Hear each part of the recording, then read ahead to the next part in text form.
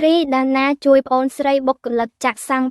$500នេះពិតជាគ្រោះក្នុងលេបមែនក្រោយមានការផ្ទុះខ្លាំងរឿងបុគ្គលិកចាក់សាំង PTT នៅស្រុកទឹកឈូកខេត្តកំពតនិងម្ចាស់រថយន្តរឿងចាក់ម៉ាស៊ូប50លីត្រឲ្យជាលុយខ្មែរតែបុគ្គលិកសុំគិតជាលុយ$ព្រោះខាតកន្ទុយច្រើនតែយ៉ាងណាមិញម្ចាស់រថយន្តមិនបានចាក់ទេក៏បានបើករថយន្តចេញបាត់ទៅនិងបានថតវីដេអូបង្ហោះក្នុងបណ្ដាញសង្គមធ្វើឲ្យមានការផ្ទុះយ៉ាងខ្លាំងនិងមានមតិមហាជនវែកញែកយ៉ាងច្រើនបន្ទាប់មកឃើញថាអ្នកស្រីត្រីដាណាបានប្រកាសជួយឧបត្ថម្ភថវិកាដោយបានផុសក្នុងគណនី Facebook ផ្ទាល់ខ្លួនដោយមានខ្លឹមសារថាខ្ញុំជួយប្អូនស្រីបុគ្គលិកចាក់សាំង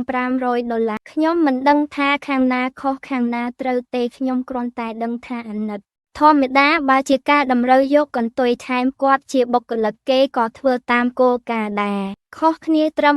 $1000អាចយកគ្នាគួរកុំបង្ហោះវីដេអូអីឬបើប្អូនស្រីបុគ្គលិកគាត់ខុសមានការយល់ច្រឡំអាចប្រាប់ទៅម្ចាស់ការសាំងបានបើគាត់បាត់បង់ការងារជីវភាពគ្រួសារគាត់ទៅជាយ៉ាងណាប្រហែល8ម៉ោងក្រោយមកអ្នកស្រីត្រីដាណាក៏បានឲ្យក្រុមការងារយកថវិកា$500អាមេរិកទៅជូនគាត់ដល់ខេត្តកំពតហើយដើម្បីលើកទឹកចិត្តឲ្យចេះតស៊ូក្នុងឆាកជីវិត